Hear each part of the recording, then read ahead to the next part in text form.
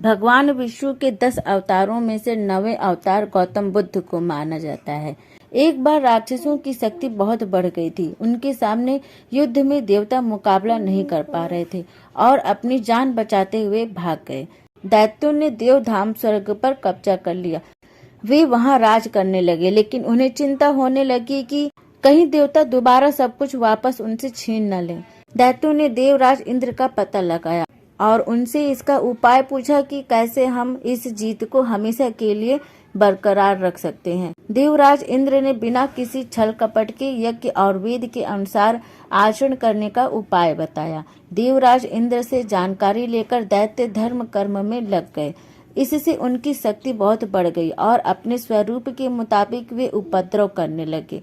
संसार में असुरों का प्रभाव बढ़ने लगा और सब परेशान हो गए।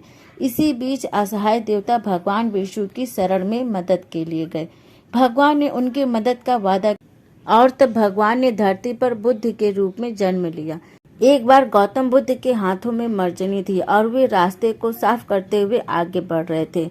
बुद्ध ने दैत्यों के पास पहुंचकर कहा कि यज्ञ करना उचित नहीं है, इससे जीवों को नुकसान पहुंचता है। इसकी आग में न जाने कितने जीव जल जाते हैं। देखो, मैं जीव हिंसा से बचने के लिए रास्ते को साफ करते हुए चलता हूँ। राक्षसों पर भगवान की इस बात का बहुत असर पड़ा और उन्होंने यज्ञ करना बंद कर दिया। इसके कुछ दिनों बाद ही उनकी शक्ति कमजोर पड़ने लगी। देवताओं ने उन पर हमला कर दिया। इस युद्ध में राक्षसों की हार हुई और फिर से देवताओं ने स्वर्ग पर अपना अधिकार कर लिया। इस तरह भगवान बुद्ध ने सृष्टि का कल्याण किया था। बौद्ध धर्म के प्रवर्तक गौतम बुद्ध ने कलयुग में जन्म लिया था। इनका बचपन का नाम सिद्धार्थ था। इनके बारे में ऋषि मुनियों ने भविष्यवाणी की थी कि ये संन्यास मार्ग पर चलते हुए धर्म का प्रचार करेंगे। यह सुनकर इनके पिता सुद्धोधन ने ऐसी व्यवस्था कर दी कि कहीं भी उन्हें दुख नजर न आए। इसके बावजूद एक दिन जब सिद्धार्थ महल से बाहर निकले तो इन्होंने एक वृद्ध व्यक्ति को देखा।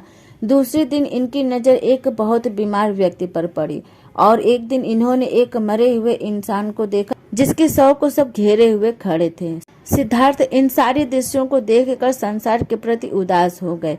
माता पिता परेशान हो गए और उन्हें संसार में फंसाने के लिए एक बहुत ही सुंदर कन्या यशोधरा से उनका विवाह कर दिया। वक्त के साथ सिद्धार्थ को एक पुत्र राहुल हुआ। इन सब के बाद भी उनके मन को शांति नहीं मिली और वो एक दिन सब कुछ छोड़कर जंगल चले गए। सिद्धार्थ ने बहुत सारे गुरु और ज्ञानी महात्माओं का संग किया, लेकिन उम्र, स्वास्थ्य और मृत्यु पर जीत पाने वाला ज्ञान उन्हें कहीं नहीं मिला। वे मौसम और भूख प्यास की परवाह किए बिना सारा दिन ध्यान में बैठे रहते थे। उनका शरीर कमजोर पड़ने लगा था। एक दिन उनके पास से कुछ स्त्रियां भजन गाते हुए जा रही थी, जिसका अर्थ था कि सितार की तार को इतना ढीला मत छोड़ो कि सुर खराब हो जाए और तारों को इतना भी मत कसो कि वो टूट जाए। गौतम जी के कानों में जब यह भजन पड़ा तब वो समझ गए कि साधना के लिए केवल कठिन तपस्या ही जरूरी नहीं है, संयमित भोजन और नींद भी आवश्यक है। तपस्या करते करते एक दिन गौतम को बोध प्राप्त हो गया और वे गौतम बुद्ध बन गए। इसके बाद वे वाराणसी चले गए और अपना पहला उपदेश सारनाथ दिया। गौतम बुद्ध की ख्याति हर दिन के साथ बढ़ने लगी और इनके उपदेश से जीवों का कल्याण होने लगा। पौराणिक ग्रंथ के अनुसार भगवान बुद्ध ने 80 वर्ष की उम्र में घोषणा की कि वे जल्द ही परिनिर्वाण के लिए रवाना हो जाएंगे। बौद्ध धर्म में परिनिर्वाण का अर्थ होता है मुक्ति। गौतम बुद्ध ने अपना आखिरी भोजन कुंडा नाम के एक लोहार से लिया, जिसके बाद वो गंभीर रूप से बीमार हो गए। बुद्ध ने अपने शिष्य आनंद से कहा कि वह कुंडा को समझा दे कि इसमें उसका कोई दोष नहीं है।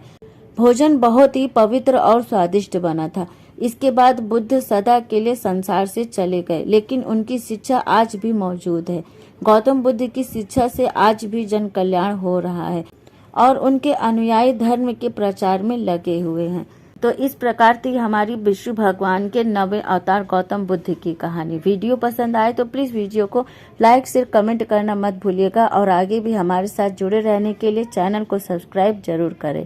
Thank you.